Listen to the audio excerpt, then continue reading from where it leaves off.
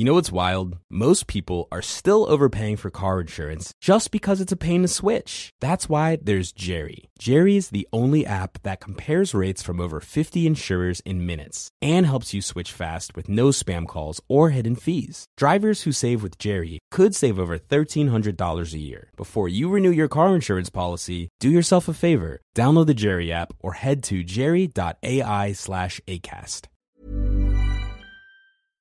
Bonjour, ici Patrick Pierrat, éditeur d'Info Bref. Voici l'essentiel des nouvelles en ce lundi 6 octobre.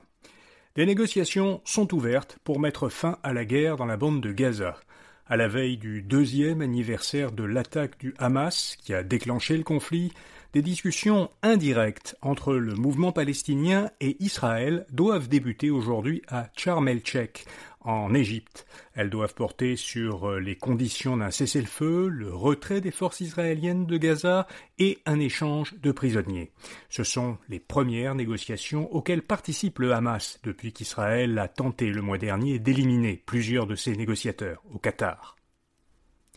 Mark Carney rencontrera Donald Trump demain à Washington. Ce sera la 2e visite du Premier ministre fédéral à la Maison-Blanche depuis le début de son mandat, au printemps dernier. Selon un communiqué, cette visite de travail doit porter sur les priorités communes du Canada et des États-Unis dans le cadre de leurs nouvelles relations économiques et sécuritaires. Les deux gouvernements ont entamé le mois dernier des consultations en vue d'un premier examen conjoint de l'accord Canada-États-Unis-Mexique, la CEUM. Québec accueille encore aujourd'hui la conférence des gouverneurs et des premiers ministres des Grands Lacs et du Saint-Laurent. Elle réunit les gouverneurs de l'Illinois, l'Indiana, le Michigan, le Minnesota, New York, l'Ohio, la Pennsylvanie et le Wisconsin. Et puis les premiers ministres du Québec et de l'Ontario.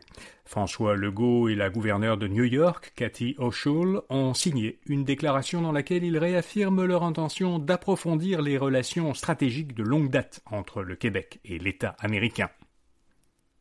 Selon Radio-Canada, le gouvernement Legault va suspendre son projet de passeport culturel numérique pour les jeunes, à la suite de résultats peu concluants pour des programmes similaires en Europe.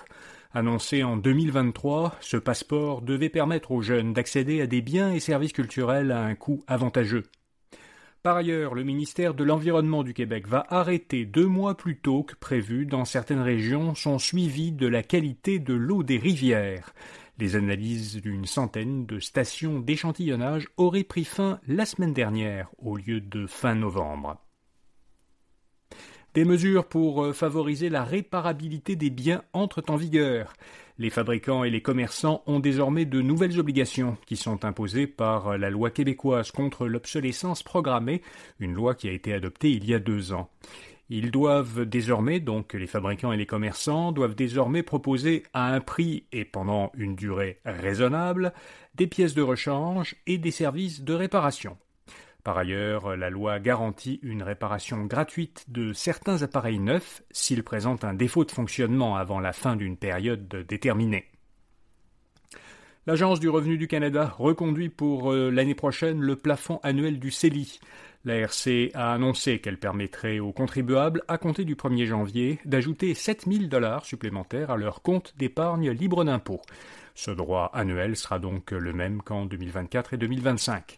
Les droits annuels, vous le savez, s'additionnent. Ainsi, une personne qui était admissible au CELI lors de sa création en 2009 et qui n'y a jamais contribué aurait l'an prochain accumulé des droits de cotisation de 109 000 $.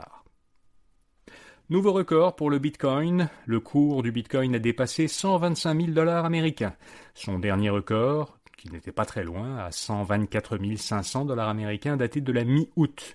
La crypto-monnaie bénéficierait actuellement de la paralysie budgétaire du gouvernement américain, qui ne parvient pas à faire adopter le budget fédéral. Cette paralysie, qu'on appelle aux États-Unis le shutdown, affaiblit la confiance dans le dollar américain et donc elle renforce l'attrait du Bitcoin comme valeur refuge. L'Alliance bancaire pour le climat est dissoute. La Net Zero Banking Alliance, qui avait été créée en 2021 par Mark Carney, alors qu'il était envoyé spécial des Nations Unies pour l'action climatique et le financement, visait à inciter les banques à réduire l'empreinte carbone de leurs prêts et de leurs investissements. Ses membres, qui sont surtout des grandes banques, ont voté sa dissolution. Plusieurs institutions l'avaient déjà quitté, dont les 6 grandes banques canadiennes.